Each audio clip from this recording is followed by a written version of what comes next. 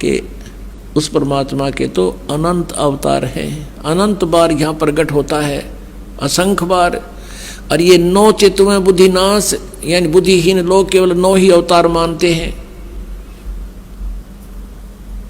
और वो खाल्यक खेल खलक में, ये इन 9 अवतारों को ही भगवान मान रहे हैं। उस परमात्मा के जो अनंत अवतार हैं और वो खाल्यक खेल खलक में 6 ऋतु 12 मास। और भगवान क्या बताते हैं, जहाँ जन की महिमा सुनो ता मैं गवन करंत, वो तो नगर निश्चिंत बसो जहाँ मेरे प्यारे संत।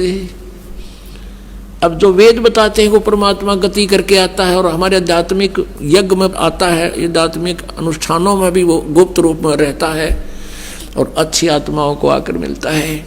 और वो परमात्मा स्वयं भी कहते हैं, जहाँ जन से महिमा सुनो, जहाँ मेरी महिमा चलती है, जहाँ मेरा ज्ञान प्रचार होता है, तहाँ मैं गवन करंत, वहाँ मैं पहुँच जाता हूँ, एक पल में पहुँचूंगा। क्षण एक में जन अपने के काज, हिरण्यकशिपु जो मार दूं और नरसिंह धर लूं साज।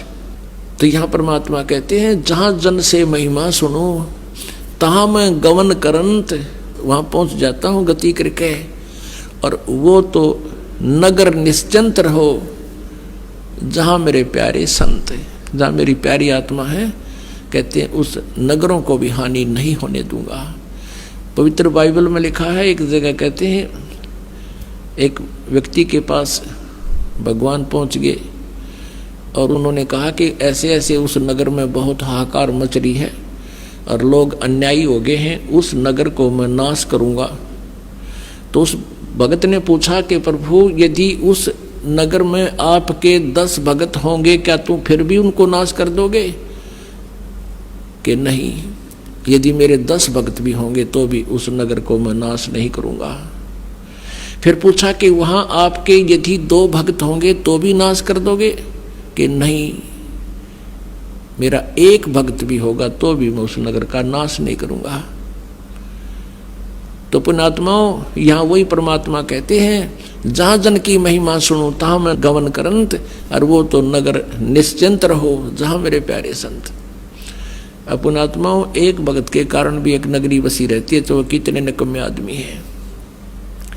तो इसलिए कहते हैं, संत ना होते जगत में तो जल मरता संसार।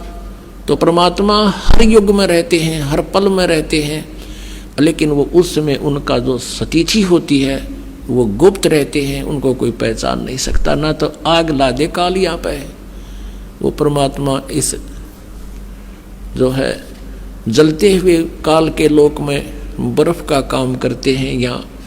और परमेश्वर ने प्रत्येक ब्रह्मांड में अपना एक गुप्त स्थान बना रखा है, जैसे राजदूत भवन होता है, और वहाँ रहने से भी हमें बहुत राहत यहाँ मिल रही है। तो पुण्यात्माओं, ये काल है, और काल आपने देखा होगा गीता जी में अपना विकराल शरीर दिखाता है, रूप दिखाता है, जो अर्जुन जैसे योद्धा भी कांप जाते हैं, थर थर कांप रहे होते हैं, और उसने हम भगवान मान रहे थे।